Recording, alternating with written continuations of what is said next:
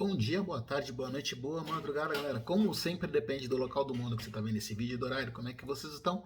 Vamos falar de futebol, mais uma vez, vamos falar do Clássico Paulista. Aconteceu nesse sábado, duelo entre Corinthians versus Santos, novamente na Neoquímica Arena, mas ao contrário da partida no meio de semana que terminou com 4-0, repleta de gols.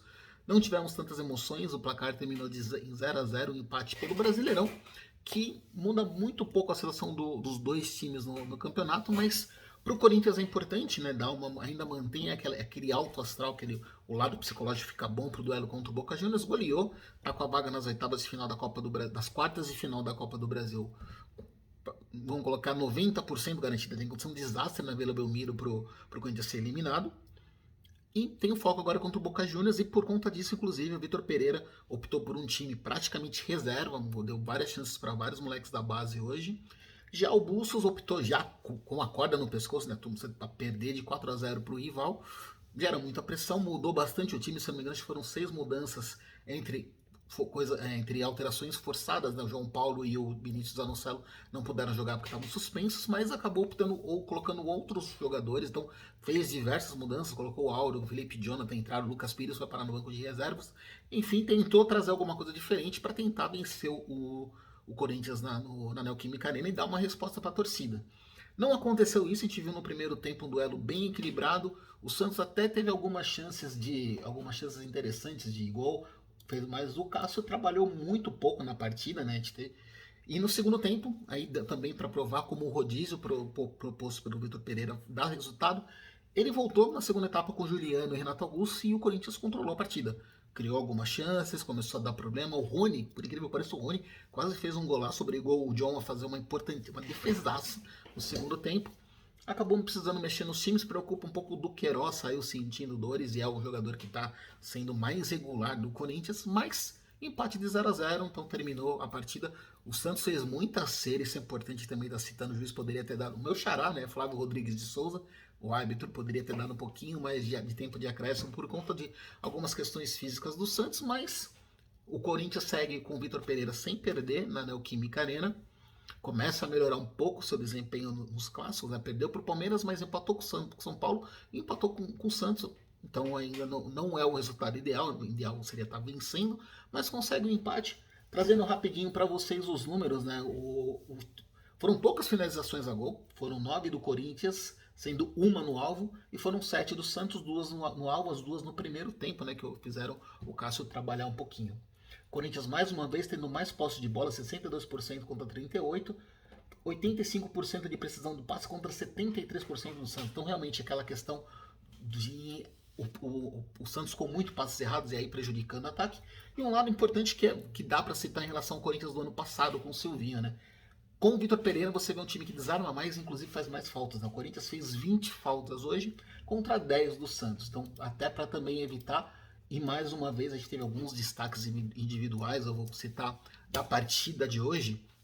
O Fábio Santos fez uma grande partida, mais uma vez conseguiu atuar em alto nível. Outro destaque que me surpreendeu também, o zagueiro Robert Renan, que é zagueiro da seleção sub-20, vem ganhando oportunidades e controlou muito bem o Marcos Leonardo, o cara que demitiu o Silvinho, vamos dizer assim, no Paulistão. Não conseguiu jogar no clássico da Copa do Brasil, mas hoje também contra o Santos pelo Brasileirão não conseguiu jogar. Mostra um bom potencial, então é uma partida que deixa algumas impressões boas sobre esses jovens que estão ganhando oportunidade com o Vitor Pereira. Em relação ao campeonato, então vamos à classificação. O Corinthians chegou aos 26 pontos com empate, está 2 atrás do Palmeiras, perdeu a oportunidade de empatar com o Verdão na liderança. E com um detalhe, né? Viu a questão do tanto o Atlético Paranaense quanto o Internacional se aproximarem, né? O Furacão venceu bem o Red Bull Bragantino pelo placar de 4-2 e o Internacional também venceu, né? Conseguiu uma boa vitória frente ao Curitiba. Então as duas equipes chegaram aos 24 pontos, hoje estão 2 pontos atrás do Corinthians. Então por mais que essa questão que está chegando, se aproximando, né? Da reta final do primeiro turno, o Corinthians se mantém firme entre os primeiros colocados, mas precisa começar a ter essa questão também de novo de já perder um pouco daquela gordura, né, que tinha em relação à segunda posição. Pode acabar perdendo a segunda posição na próxima rodada E o Corinthians tem um duelo que é complicado, né? Pega o Fluminense fora de casa entre os jogos da da Copa Libertadores contra o Boca Juniors. Já o Santos, com empate, é, provisoriamente assume a sexta posição com 19 pontos. Uma campanha ainda que está muito irregular. E o detalhe, né? A gente está vendo o Brasileirão desse ano, ele está extremamente equilibrado. E você tem uma diferença. Para vocês terem uma ideia, tem toda uma rodada, tem jogo rolando aí, inclusive está aqui no fundo, né, Atlético Mineiro e Fortaleza. Mas o Santos hoje está 5 pontos de diferença para o G4, para o Atlético Paranaense e Internacional. Então apenas 5 pontos separa o Peixe das primeiras posições de vaga da Libertadores. Por outro lado, o Goiás tem 17 pontos, o Goiás que é o 17º colocado. Ou seja, o Santos também está 5 pontos de distância para a zona de rebaixamento. Isso quer dizer o quê? Que a gente está com um duelo, um equilíbrio muito grande. 2, 3 rodadas ruins de um time no Brasileirão podem custar posições cruciais. E o Santos vem numa sequência de alguns jogos ruins, né? Com um detalhe, né? O Santos hoje foi, depois de vários jogos, o Santos não foi vazado, mas vinha numa sequência de vários resultados ruins. Inclusive via levando muitos gols. E aí o Santos já agora, depois de vencer o Juventude, empatou com o Red Bull Bragantino. Teve o jogo da Copa do Brasil, empatou com o Corinthians. Antes disso, tinha empatado com o Atlético Mineiro, tinha empatado com o Internacional, tinha empatado com o Furacão e tinha perdido para o Palmeiras, no Brasileirão. Então como eu falo, né, é uma sequência que pode custar pontos. E vamos ver agora o que acontece, né? O Santos joga na Copa Sul-Americana, nas oitavas de final, pega o Deportivo Táchira na próxima quarta-feira, faz o duelo fora de casa. Depois, no sábado, abrindo o mês de julho, encara o Flamengo, que hoje venceu bem o América Mineiro, um jogo na Vila Belmiro, que aí pode ser bem complicado para o Bustos. E depois, na sequência, tem um jogo de volta contra o Deportivo Táchira, novamente na Vila Belmiro.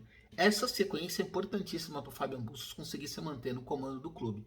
Já tinha, inclusive, rumores que se ele perdesse o duelo de hoje com o Corinthians, de repente fosse até, inclusive, um placar de 2-0, 3-0, fosse um placar mais elástico, ele já começaria a semana procurando emprego, ele seria demitido. Ganhou uma sobrevida por conta do empate, mas com certeza vai ser muito pressionado pelo fato que o rival entrou com um time muito limitado, entrou com um time desentrosado, com jogadores da base, não é o mesmo time que goleou o Corinthians, goleou o Santos. E com detalhe, a hora que o Corinthians colocou 2 medalhões, colocou o William e colocou o Juliano, já cresceu absurdamente de produção.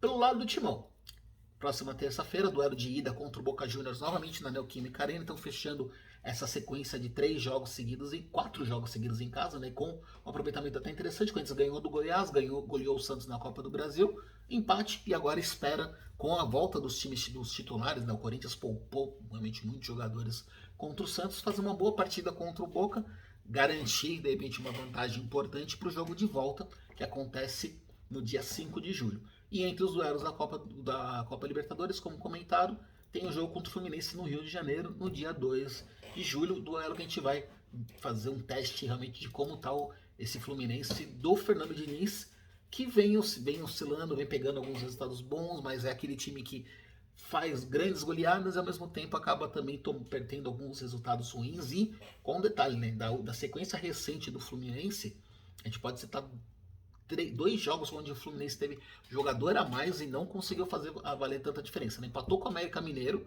e o América Mineiro empatou sem gols, o América Mineiro jogou praticamente a partida inteira com um jogador a menos. Depois ganhou do Avaí e no meio da semana ganhou do Cruzeiro por 2-1, mas o Cruzeiro também jogou toda a segunda etapa com um jogador a menos. Na verdade, teve um jogador expulso na primeira etapa, e o Cruzeiro conseguiu buscar o empate, e o tricolor carioca só conseguiu abrir mais um gol que poderia ter, ao invés de garantir a vaga na Copa do Brasil, o Fluminense deixou a situação em aberto. Mas é isso, galera. A gente tem o duelo alvinegro, que deixa realmente a torcida do Corinthians, acho que não tem motivos para se preocupar, nem para criticar o time. O Corinthians, dentro do que se podia jogar, do que jogou, pensando no foco no mata-mata, conseguia fazer uma partida justa e poderia, se tivesse caprichado um pouquinho melhor nas finalizações, que vem sem nenhum problema, e até por isso o Corinthians está atrás do atacante, no nome forte é o Yuri Alberto, precisa de um fazedor de gols para poder começar a converter essas chances criadas para poder conseguir ter resultados mais tranquilos. Do lado do Santos, tem o sinal de alerta ligado, porque o time ainda deu uma caída, teve aquela briga contra o rebaixamento no Paulistão, vem sofrendo alguns jogos e com o Bustos ainda dá aquelas engasgadas e hoje é um jogo que dá uma levantada do sinal de alerta grande na Vila Belmiro e vamos ver o que acontece nos próximos jogos, se o Santos dá uma resposta e volta a deslanchar nos campeonatos ou se de repente a gente vai ter um fim de mais um trabalho de treinador, mais um técnico sendo demitido aqui no futebol brasileiro. Beleza, galera? Sobre o clássico é isso. Até o próximo vídeo. Abraços.